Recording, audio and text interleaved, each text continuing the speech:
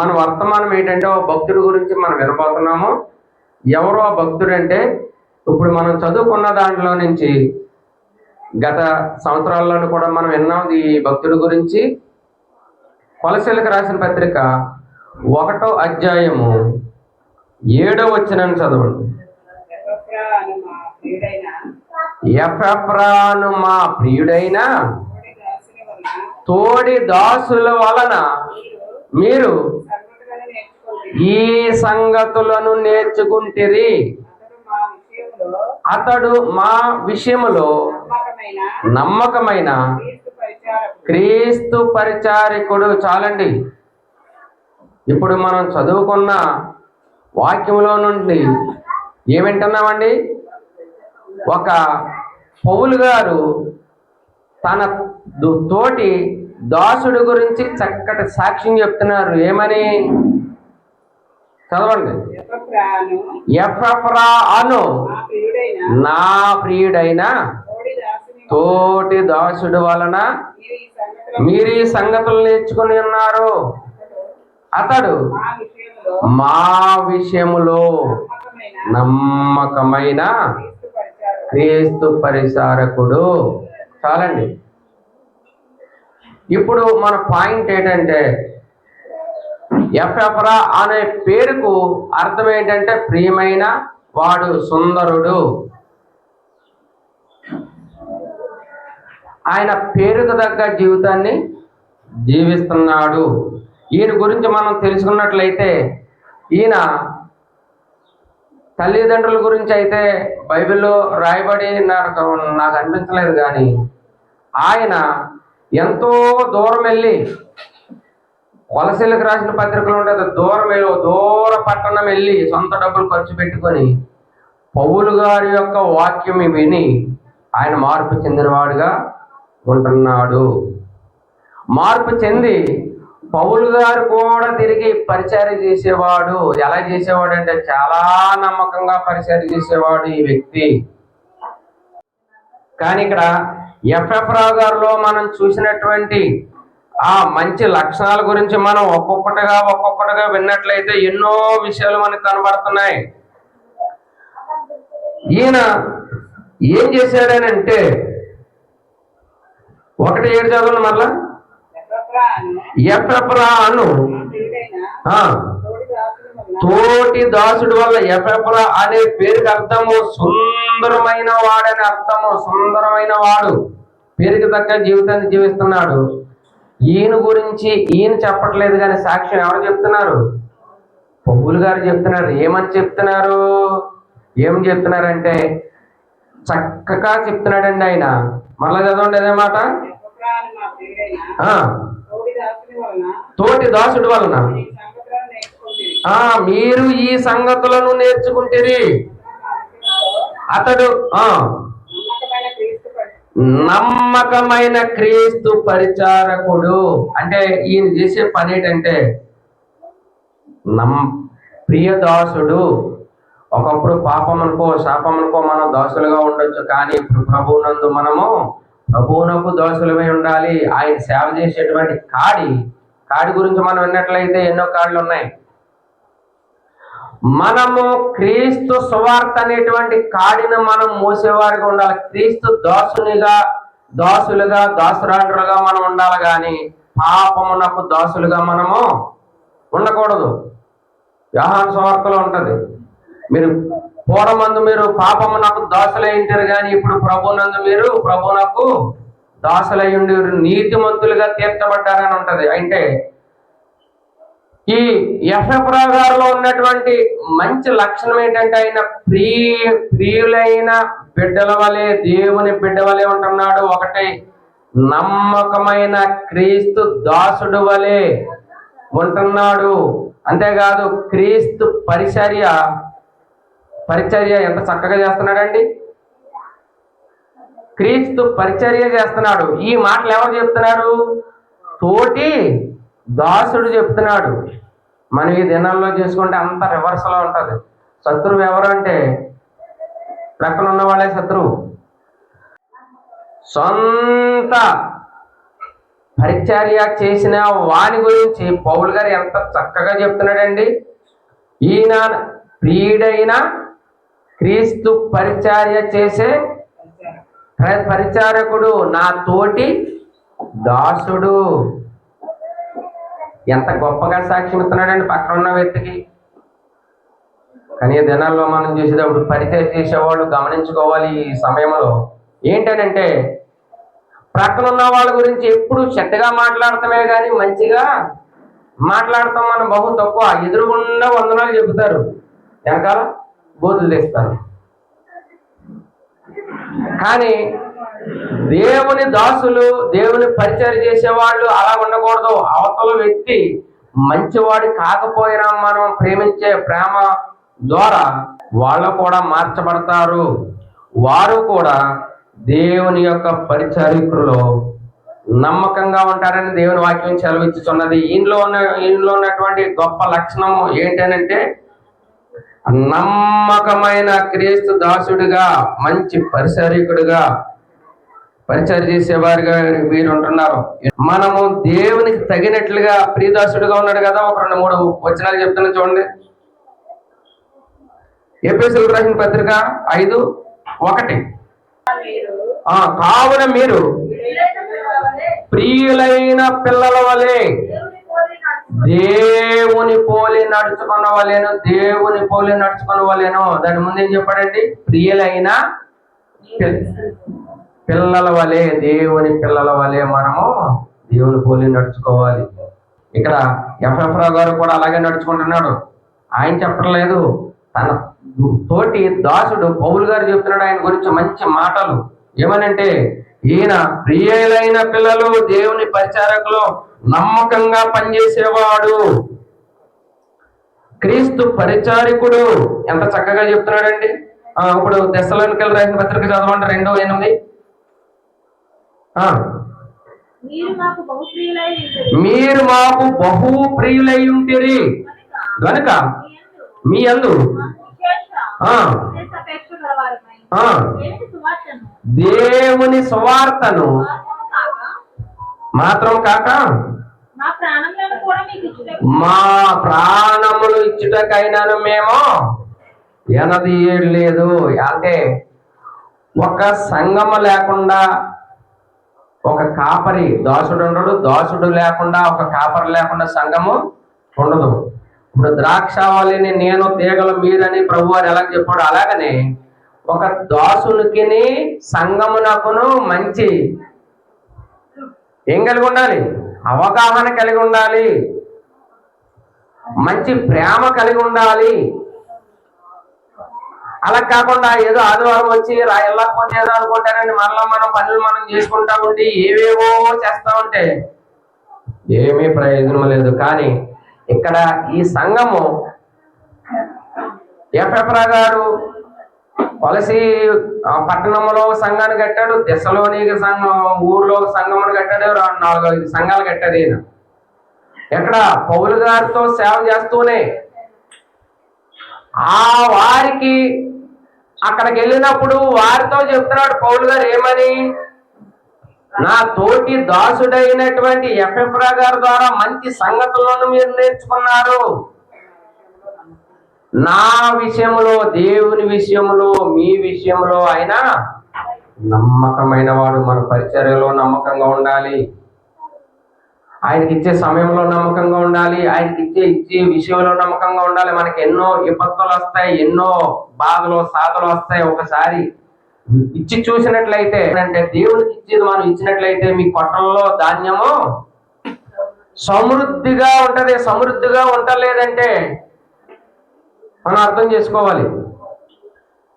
నమ్మకం ప్రతి విషయంలో నమ్మకంగా ఉండాలి. ఇంటిలో నమ్మకంగా ఉండాలి, చేసే పనిలో నమ్మకంగా ఉండాలి, దేవుని సేవలో కూడా నమ్మకంగా ఉండాలి, దేవుని పరిసర విషయంలో నమ్మకంగా ఉండాలి. ఆయనలో ఉన్నటువంటి ఇంకో మంచి లక్షణం ఏంటంటే 1:8 చదవండి. అతడు ఆత్మయందలి మీ ప్రేమను మాకు తెలిపినవాడు. అంటే దేవుని ఆత్మతో నింపబడిన వాడిగా ఈ ఎఫ్రా గారు ఉంటున్నారు. దేవుని ఆత్మలో నింపబడిన వాడిగా ఉంటున్నాడు. దేవుని ఆత్మ నింపబడిన వారికి ఏముందంటండి? వారి పట్ల ఏముందంట? దేవుని ఆత్మతో నింపబడినప్పుడు ఆత్మయందలి ప్రేమను మనకి తెలిపిన వాడు. కొంతమందికి ఈ దేవుని యొక్క ఆత్మ ఉండదు, మంచి ప్రేమ ఉండదు. కానీ ఎఫ్రా గారిలో మనం చూసినప్పుడు ఏం కలిగి ఉన్నాడు? దేవుని ఆత్మ ఆయన కలిగి ఉంటున్నాడు. సేమ్ టైం ఎదటి వారి పట్ల ఆయన మంచి ప్రేమను తెలిపిన వాడిగా ఉంటున్నాడు. ప్రేమ గురించి గత దినాల్లో మనం విన్నాం. మనం దేనిని ప్రేమిస్తున్నాం, దేనిని ప్రేమించాలి, దేనిని ప్రేమించకూడదో మనం విన్నాం. ఏంటి? నీ పూర్ణ ఆత్మతోనూ, నీ పూర్ణ శక్తితోనూ, నీ పూర్ణ బలముతోనూ నీ దేవుడైన యెహోవాను ప్రేమించవలెను, ఆయన పరిశుద్ధ గ్రంథమును ప్రేమించవలెను, ఆయన ఆజ్ఞలను ప్రేమించవలెను మనం విన్నాం. అంటే ఆత్మయందలి ఎలాంటి ప్రేమ కలిగి ఉంటున్నాడు? ఆత్మ పొందినాడు. ఎదట వారి పట్ల మంచి ప్రేమను కనపరిచేవాడిగా ఉంటున్నాడు. ఎవరన్నా కనపడినవాడు మంచిగా మాట్లాడతాం. కొంతమందికి ఆనందం ఏముండదండి, ముఖంలో నవ్వే ఉండదండి. ఎప్పుడు చీకు, చింత, బాధలు, సాధలు ఇవేనా? అందుకనే పత్రికలో 4వ పత్రికలో ఏమంటాడంటే, ఆనందించుడి, మరలా చెప్పేదను ఆనందించుడి, మీ కృతజ్ఞత విన్నపములను దేవునికి తెలియజేయడి. ఎందుకు ఎప్పుడు ముఖం మార్చుకొని ఎప్పుడు సంతోషం లేకుండా ఉండకూడదు. దేవుని ప్రేమను కనపరుస్తున్నాడు ఇక్కడ. దేవుని యొక్క ఆత్మను పొంది ఎదటి వారికి వారి ప్రేమను కనపరిచే తెలిపేవాడిగా ఉంటున్నాడు ఎఫ్రా గారు. ఎంత మంచి లక్షణం అండి! అలాంటి మంచి లక్షణము మనము కూడా కలిగి ఉండాలని దేవుడు కోరుకుంటున్నాడు. ఇంకొక మాట చూపిస్తున్నాను చూడండి, చాలా చక్కటి మాట చూపిస్తున్నాను. చాలా అద్భుతమైన మాట రాశారండి ఇక్కడ. 4వ అధ్యాయము 12, 13 చదవండి. ఇంట్లో ఉన్నటువంటి మరొక లక్షణము ఎక్కడను 4, 12, 13 మీలో ఒకడును క్రీస్తు యేసు దాసుడైన ఎఫ్రా మీకు వందనములు చెప్పుచున్నారు. అంటే ఈయనలో ఉన్నటువంటి మంచి గొప్ప లక్షణం మరొకటి. ఈయన సంఘ సభ్యుడే, ఈయన దేవుని పౌలు గారితో పరిచయం చేసేవాడే. కానీ ఈయనలో మనకి ఏం నేర్పుతున్నాడండి? మీలో ఒకడు అని చెప్పి క్రీస్తు యేసు దాసుడు ఏం చెప్తున్నాడు? ఎఫ్రా. మళ్ళీ ఎవరో అనుకుంటారని ఎంత చక్కగా గుడ్ క్వాలిటీస్ అండి, మంచి లక్షణం కలిగి ఉంటున్నాడు. మనలో ఒకరు క్రీస్తు పరిచయం చేసేవాళ్ళు ఏం చెప్తున్నారు? మీకు వందనాలు. వందనాలు చెప్పుకుంటమే రాదు అసలు. బైబిల్లో ప్రభు స్తోత్రం అని, ప్రైజ్ లార్డ్, మీరు ఒకరికొకరు వందనములు చెప్పుకోండి. ఎంత చక్కటి మాట అండి. కానీ ఇక్కడ ఎఫ్రా గారు అందరికీ వందనాలు చెప్తున్నాడు. అంటే మనకు నేర్పుతున్నాడు అనమాట పాఠం. ఒకరికొకరు కనిపించినప్పుడు, ఒకరికొకరు ఎదురుపడినప్పుడు వందనాలండి. ఎంత చక్కటి మాట అండి అది. ఒకరికి ఒకరు వందనాలు చెప్పుతూ ఏం చేస్తున్నాడో చూడండి. ఈయన కుటుంబం కొరకు లేకపోతే దీని కొరకు ప్రయాస పడతలేదు, కానీ చాలా చక్కటి మాట, రోమాలు పైకి లేచే మాట రాశాడండి ఇక్కడ. మీరు సంపూర్ణులు అంటే సంఘము ప్రతి విషయంలో దేవుని చిత్తమును గూర్చి సంపూర్ణ ఆత్మ నిశ్చేత గలవారునై ఉండవలెనని. అంటే ఈయన కొరకు కాదు, సంఘ సభ్యులు బాగుండాలి, ఎదటి వారు బాగుండాలి, ఎదటి వారి కొరకైనటువంటి ఆవేదన, ఆ యొక్క తృష్ణ, ఆ కోరిక ఏమంటున్నాడు చూడండి, చక్కటి మాట రాశాడు. నిలకడగా ఉండవలెనని నేను ఎల్లప్పుడూ మీ కొరకు ప్రార్థనలో తన ప్రార్థనలో పోరాడుచున్నాను. పోరాడుచున్నాడు. దేవునికి స్తోత్రం కలుగును గాక. ఈయన ఈ కుటుంబము ఏదో సంపాదించుకోవడానికి బాగుపడటానికి అని కాదండి. ఎదటి వారు సంఘ సభ్యులు వారి కొరకు, వారి యొక్క మంచి కొరకు, దేవుని చిత్తములో కొనసాగాలని, దేవుని ఆత్మతో నింపబడాలని, దేవుని సేవలో ఒక్కొక్కరు ఒలివల మొక్కల వలె ఎదగాలని, నిత్యము నిలకడగా ఉండాలని. కొంతమంది నిలకడ ఉండదండి. స్టెబిలిటీ లేనటువంటి మనసు, స్థిరత్వం లేనటువంటి మనసు, ఏదో టయానికి రావడం పోవడం తప్ప నిలకడ లేని మనుషులు. దేవుని వాక్యములో ఏం చెప్తుందంటే, మీ కొరకు మీరందరూ మంచిగా ఉండాలని దేని కొరకు పాటుపడుతున్నాడండి, దేవుని కొరకు ప్రయాసపడుతున్నాడండి ఎఫ్ఎఫ్రా గారు. ప్రార్థన చేస్తున్నాడని లేదండి, అక్కడ ప్రార్థనలో పోరాడుతున్నాడు. ఈయన యొక్క అబ్రహాం గారిని చూసినట్టయితే ఆయన అందరికి, విశ్వాసులందరికీ ఏం కలిగి ఉంటాడండి? అందరికీ, విశ్వాసులందరికీ తండ్రిని కలిగి ఉంటున్నాడు. తర్వాత యాకోబు గారు పెనుగులాడాడని ఉండదు, ఒక మూల పురుషులుగా వీళ్ళు కనిపిస్తారు. కానీ ఇక్కడ కూడా ఎవరు కనిపిస్తున్నారండి? ఎఫ్ఎఫ్రా గారు కనిపిస్తున్నారు. బాగా గుర్తుపెట్టుకోండి. ఎదట వారి కొరకు అయినటువంటి ప్రార్థన పోరాటము ఎలా కలిగి ఉంటున్నాడండి. ఎంత చక్కటి మాట రాశాడండి. మీ బాబోగుల కొరకు మీరు మంచిగా ఉండాలని, నీ బిడ్డలు మంచిగా ఉండాలని, ఒలువు మొక్కల వలె ఎదగాలని, వారు కూడా క్రీస్తు పరిచర్యలో నమ్మకంగా ఉండాలని, దేవుని యొక్క దేవుళ్ళు ఆశీర్వాదాలు పొందాలని లాస్ట్ లో చక్కని మాట వాడాడని. ఏంటంటే, మీరందరూ స్థిరమైన మనసు కలిగి ఉండాలని. అంటే ఆ మాట ఎందుకు వాడాడు? స్థిరంగా ఉండట్లేదని, స్థిరమైన మనసు కలిగి ఉండాలని మీ కొరకు ప్రార్థన పోరాటము. చిన్న సంఘమే కావచ్చు, ఇక్కడ ఉన్న వాళ్ళందరూ ప్రార్థన చేస్తున్నారు. ఎన్ని గొప్ప కార్యాలు చేస్తున్నాడండి దేవుడు. కొంతమందికి దేవుడు అంటే భయం లేదు, దేవుని సన్నిధి అంటే భయం లేదు. దేవుని సన్నిధికి వెళ్ళాలి, ప్రార్థన చేయాలి, దేవుని సన్నిధిలో పాల్పంచుకోవాలి అని అందరూ తెలుసుకోవాలి. దేవుడు ఎన్ని మన పట్ల చేస్తున్నాడండి. మన కుటుంబాల్లో ప్రార్థన వినే దేవుడు, దానికి ప్రతిఫలం ఇచ్చే దేవుడు. ఈ ఎఫ్ఎఫ్రా గారిలో ఉన్నటువంటి మరొక లక్షణము, ఎదటి వారి కొరకు ఏం చేస్తున్నాడండి? ప్రార్థన పోరాటము చేస్తున్నాడు. ప్రార్థన ఎంత చక్కటిదో తెలుసండి. ప్రార్థన మనకి ఎన్నెముక లాంటిది. ఒక ఇల్లుకు ఒక పిల్లర్స్ లాంటిది ఈ ప్రార్థన.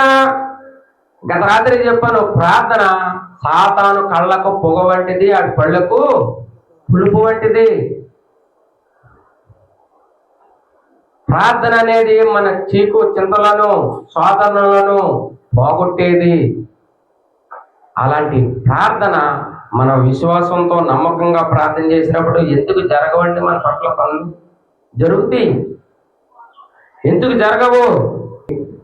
ప్రయాసపడేవారిగా ఆత్మల కొరకనేటువంటి భారము మనం చేయవలసింది ఏంటంటే, మనము కూడా ఎదటి వారి కొరకు ఎంతసేపు మన గురించే కాకుండా ఎదటి వారి గురించి కూడా మనము ప్రార్థన చేయాలి. అంతేకాదు, ఇంకొక మాట చూపిస్తున్నాను చూడండి. మనం ఎప్పుడు ప్రార్థన అంటే ఎంత విసుగండి. విసుకగా ప్రార్థన చేయాలని ఉంది, ఎడతెగగా ప్రార్థన చేయాలని ఉంది, ఎల్లప్పుడూ ప్రార్థన చేయాలని ఉంది. ఎన్ని రకాల ప్రార్థన చేశారండి.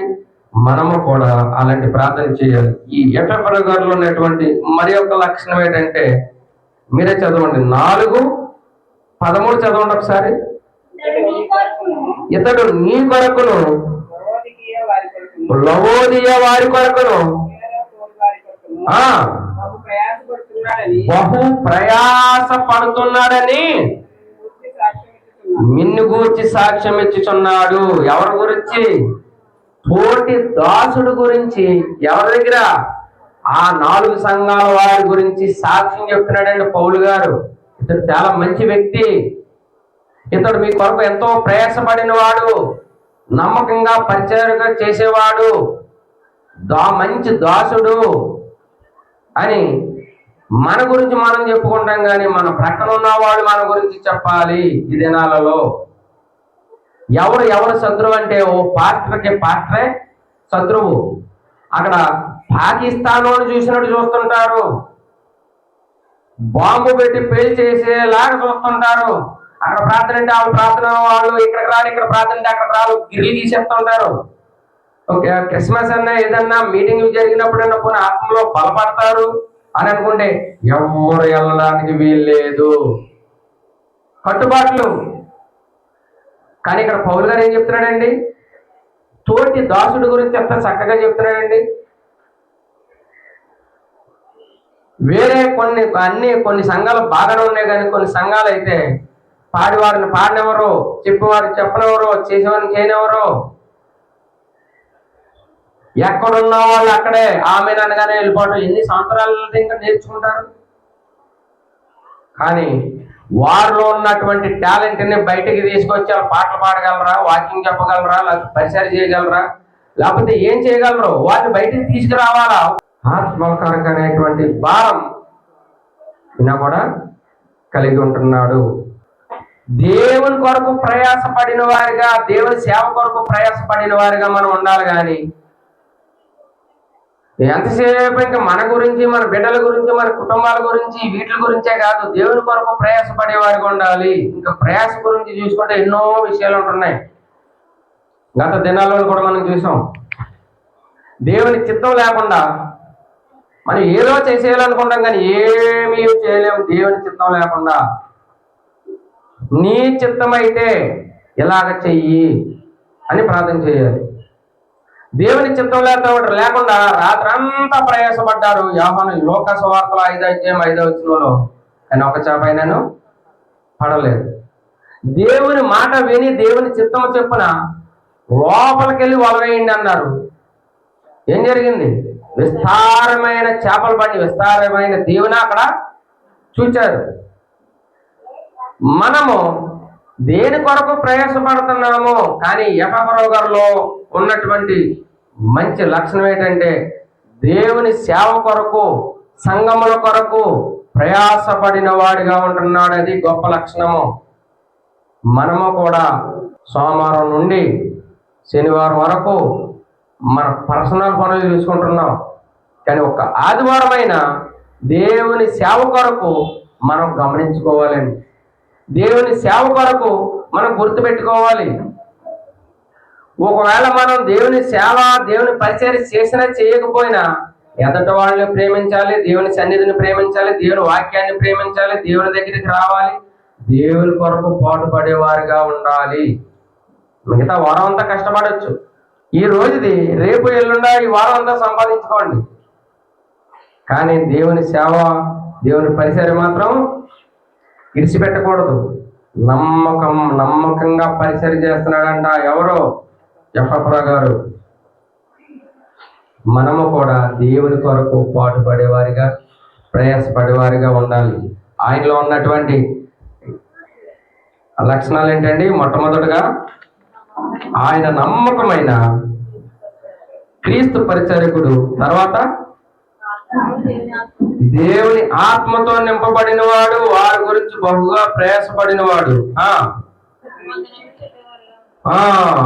వందనాలు చెప్పేవారుగా ఉన్నారు. అంతేకాదు ఆత్మయందలి మంచి ప్రేమ కలిగిన వాడు, విశ్వాసుల కొరకు ప్రార్థన అనేటువంటి పోరాటమును పోరాడిన వాడు, అంతేకాదు బహుగా ప్రయాసపడిన వాడు. ఇలాంటి గుడ్ క్వాలిటీస్, మంచి లక్షణములు మనమందరము కలిగి ఉన్నట్లయితే ఎంత మంచి సంగతులండి. రాత్రి అంతా ప్రయాసపడ్డారు దేవుని చిత్తం లేకుండా. మరి విస్తారమైన దేవుని మంచి చేపల బండిని అక్కడ చదివినప్పుడు అవి అమ్ముకోలేదు, అమ్ముకునే కుటుంబం పోషించబడినట్టు లేదు. అక్కడ పశ్చాత్తాపడి ఆ వలలో అక్కడ ఇడిచిపెట్టారు, చేపలు ఇడిచిపెట్టారు. ఎవరిని వెంబడించారు? యేసును వెంబడించి ప్రభువా నన్ను క్షమించమని పేతురు, యోహాను, ఆంద్రేయులు వీళ్ళు ఎంతో తన్ను తాను తగ్గించుకున్నారు. దేవుని చిత్తం లేకుండా మనం ఏమీ చేయలేం. మనం దేని కొరకు ప్రయాసపడుతున్నామో, మనము దేవుని చిత్తం లేకుండా ప్రయాసపడినట్లయితే గత దినాలను కూడా మనం విన్నాము, మన కుటుంబాలు దీవించబడాలి, ఆశీర్వదించబడాలంటే యెహోవా యందు భయభక్తులు కలిగి ఉండాలి. సేమ్ టైం ఆయన త్రోవలో నడవాలి. అప్పుడు ఎలాగ ఆశీర్వదించబడతారంటే అండి, ఒకసారి 128 దావీదు కీర్తన 128:3 చదువుతాండి.